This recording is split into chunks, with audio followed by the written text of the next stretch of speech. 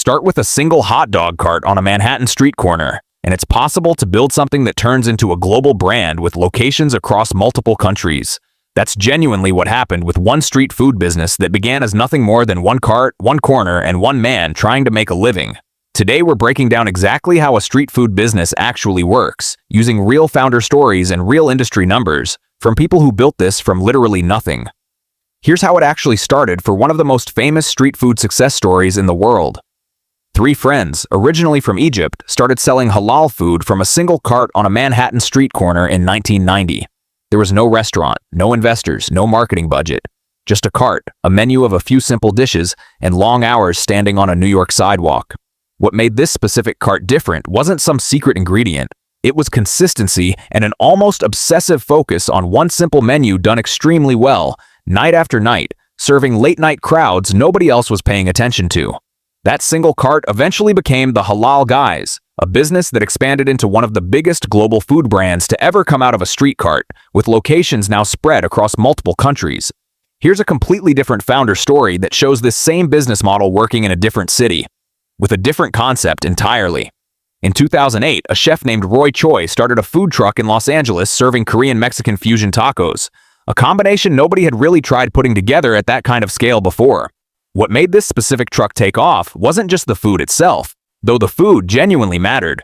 It was one of the very first food trucks to use Twitter to announce where it would be parked each day, turning a simple location update into something that drew genuine crowds waiting in line. That truck, known as Kogi BBQ, is widely credited with helping launch the entire modern food truck movement in America, eventually expanding into multiple trucks, catering operations, and even full restaurant locations. Here's what makes this specific business genuinely accessible in a way a full restaurant simply isn't. A basic street food cart, the simplest version of this business, can realistically get started with a few $1,000s in equipment and permits, dramatically lower than the cost of opening any traditional restaurant, which often requires hundreds of thousands of dollars before serving a single customer. A step up from that, a proper food truck typically costs somewhere in a much wider range depending on whether you're buying new or used equipment. But even at the higher end, it remains a fraction of what a full restaurant lease and build-out would cost in the same city. Here's how the actual money breaks down once someone gets moving. Real current data from working food cart and truck owners shows monthly sales per unit commonly landing above $18,000, with peak months reaching $40,000 to $50,000 for some operators, and some of the very top performers hitting as much as $100,000 in a single strong month. One founder who pivoted into corporate food truck event booking built that specific business into $18 million a year in revenue, with a team of just 6 people, by focusing entirely on connecting food trucks with corporate clients rather than running trucks himself. Another founder, who started the New York Food Truck Association after running his own truck, generated over $1 million in his very first year, with the business eventually growing past $2 million annually. Here's a detail that surprises a lot of people once they actually look closely at how street food scales globally. The global street food market itself is worth roughly $250 billion, and it's growing at 8 to 9% every year, driven by more people moving into cities, more people traveling, and more people simply wanting a quick, quality meal without sitting down at a full restaurant. The food truck industry specifically has grown into a multi-billion-dollar segment on its own, and it's expected to nearly double again within the next decade. That's not a niche, temporary trend. That's an entire global category of food business built on exactly the same low-cost foundation as the single hot dog cart that eventually became a worldwide brand. Here's the part that actually separates the founders who built something substantial from the thousands of carts and trucks that quietly close within their first year or two. It's rarely just about the food, even though the food obviously has to be genuinely good. What actually determines success is location, consistency, and increasingly visibility on social media. Studies on this industry have found that active, consistent use of social media directly boosts daily sales, especially for operators who move locations frequently. Because in mobile food, the old real estate rule of location, location, location has effectively become location plus notification. Your cart or truck isn't just a place to sell food anymore. It's simultaneously a moving advertisement, and the businesses that treat it that way, posting clear photos, sharing their daily location, and engaging with customers online, consistently outperform the ones that simply show up and hope people find them. Here's an honest reality check worth understanding before jumping into this, because most videos on this topic skip straight to the exciting revenue numbers.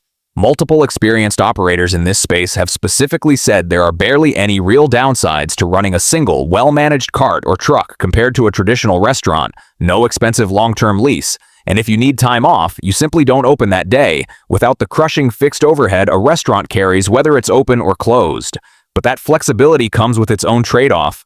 Revenue in this business is directly tied to your own physical presence and your own hours worked, which means unlike a business with a fixed location and a full staff, income can drop sharply the moment the operator themselves isn't there running it, at least until a business grows large enough to hire and train additional operators to run their own carts or trucks. There's also a permitting and location reality worth understanding, because it's genuinely one of the biggest hidden hurdles in this industry.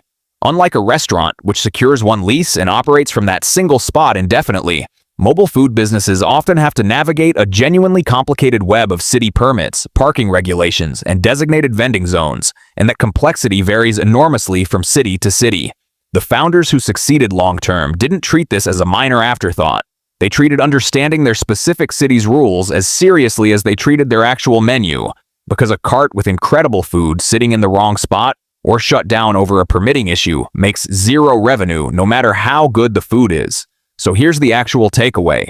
A street food business isn't a business that requires a large restaurant lease, a professional culinary background, or hundreds of thousands of dollars in starting capital. It requires a genuinely solid, focused menu, a real understanding of your specific city's permitting rules, and a willingness to treat your own online presence as seriously as your actual cooking. The founders behind the real examples we walked through today didn't start with investors or a marketing team. 3 friends started with one hot dog cart on one Manhattan corner. One chef started with a single truck and a Twitter account announcing where to find him. Both of those beginnings eventually grew into some of the most recognized food brands to ever come out of a sidewalk instead of a storefront. Before you go, I'm curious about you specifically. What do you actually do for work right now? How old are you, and where are you watching this from? And what was your very first job or your first real business idea, if you've ever started one? Drop it in the comments. I read every single one, and I genuinely love to know who's actually watching these breakdowns.